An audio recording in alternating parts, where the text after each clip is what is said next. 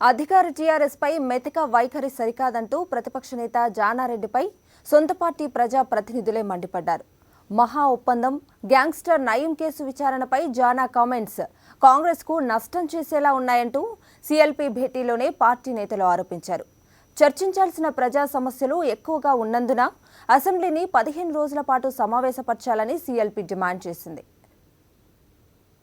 తెలంగాణ ప్రతిపక్ష నేత జానారెడ్డికి సొంత పార్టీ నేతల నుంచే చొక్కెదురైంది.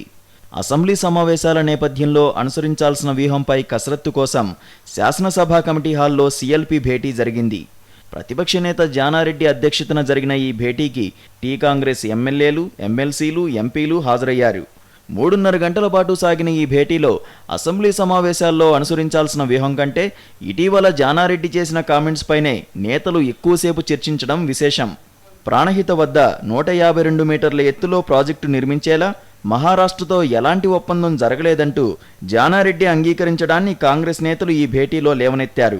ఒప్పంద పత్రాలు చూపిస్తే రాజీనామా చేస్తానంటూ సీఎం కేసీఆర్ చేసిన సవాల్కు జానా ఇచ్చిన సమాధానం కాంగ్రెస్ను ఇరుకును పెట్టేలా చేసిందని నేతలు ఆందోళన వ్యక్తం చేశారు.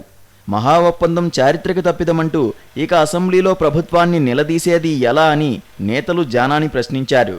నయీం కేసును సీబీఐచే విచారణ జరిపించాలని తాము డిమాండ్ చేస్తే జానా మాత్రం అవసరం లేదు, సిట్ విచారణ సరిపోతుందనడం కాంగ్రెస్కు నష్టం చేసిందంటూ నేతలు ఆరోపించారు.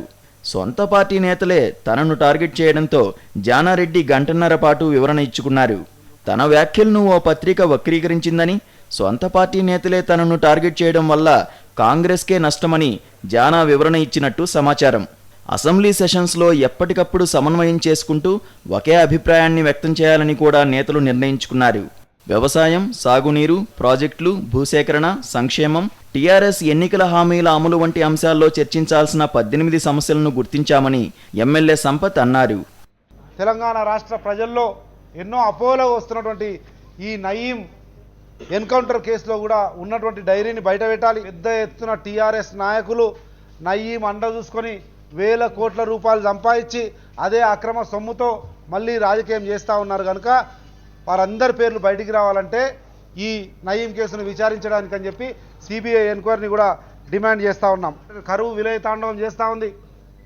రుణమాఫీ లేక, బ్యాంకులో రుణం రాక రైతులందరూ కూడా గ్రామీణ ప్రాంతాల్లో విలవిల్లాడుతూ ఉన్నారు. కనుక రైతుల గురించి, వ్యవసాయం గురించి, రుణమాఫీ గురించి చర్చించవలసిన అవసరం ఉంది. కనుక 15 రోజులు కనీసము శాసనసభను సమావేశపరచాలని కాంగ్రెస్ శాసనసభ పక్షం డిమాండ్ చేసింది.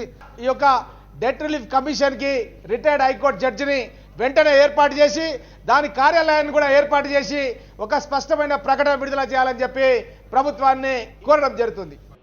జీఎస్టీ బిల్లు కోసం అసెంబ్లీని ఒకరోజు మాత్రమే సమావేశపరుస్తామని అధికార టీఆర్ఎస్ అనడం ఎంతమాత్రం సమంజసం కాదంటోంది కాంగ్రెస్.